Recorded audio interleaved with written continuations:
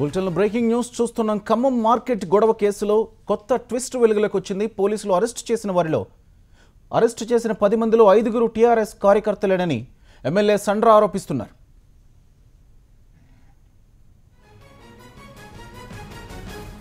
Right, తాజా ఆరోపణలకు సంబంధించిన మరింత సమాచారం మా ప్రతినిధి నాగేందర్ అందిస్తారు. నాగేందర్.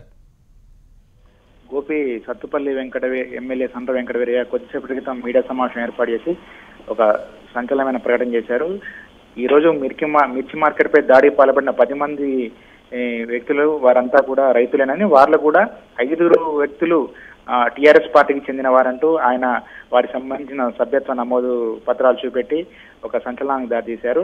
అంతేకాకుండా కల్లూరు మండలం చెందిన రైతు ఇస్లావత్ లక్య కుటుంబాన్ని కూడా ఆయన పరామర్శించారు. ఆ రైతు ఇంటికి వెళ్ళినప్పుడు వారి భార్య తాను టీఆర్ఎస్ సభ్యుడిని చెప్తూ టీఆర్ఎస్ ప్రాథమిక సభ్యత్వానికి సంబంధించిన రషీదు పత్రాలను కూడా చూపెట్టడం జరిగిందంటూ ఆయన మీడియాకు వెల్లడి చేశారు. ఈ పరిస్థితుల్లో ఇప్పుడు అధికార పార్టీ ఏం సమానం చెప్తుందనని సర్వత్రా చర్చ జరుగుతా ఉంది.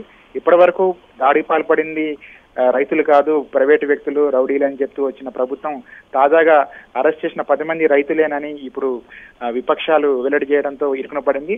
ఈ పరిస్థితుల్లో ఆ అరెస్ట్ అయిన వారిలో కూడా టీఆర్ఎస్ కార్యకర్తలు ఉన్నారంటూ ఇప్పుడు ఎమ్మెల్యే సండ్ర వెంకటవీరయ్య చేసిన ఆరోపణలో నిజమెంత అనే విషయం ఇప్పుడు ప్రభుత్వం కానీ టీఆర్ఎస్ పార్టీ కానీ ప్రజలకు తెలపాల్సిన అవసరం ఉందని కూడా విపక్షాలు డిమాండ్ చేస్తున్నాయి. Gopi. Right, thank you Nagender.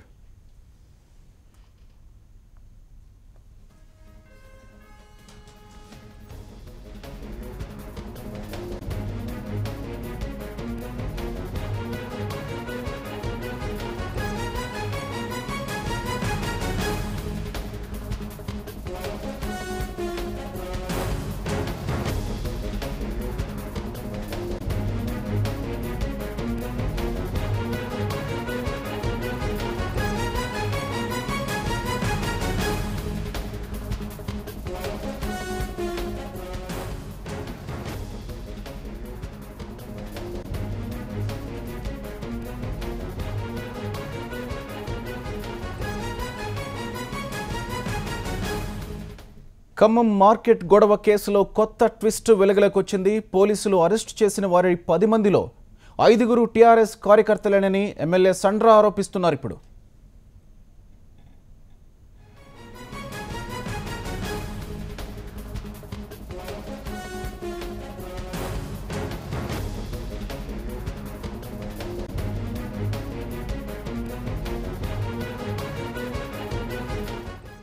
Khammam market గొడవ కేసులో కొత్త ట్విస్ట్ వెలుగులోకి వచ్చింది. పోలీసులు అరెస్ట్ చేసిన 10 మందిలో 5గురు టీఆర్ఎస్ కార్యకర్తలేనని ఎమ్మెల్యే సండ్ర ఆరోపిస్తున్నారు.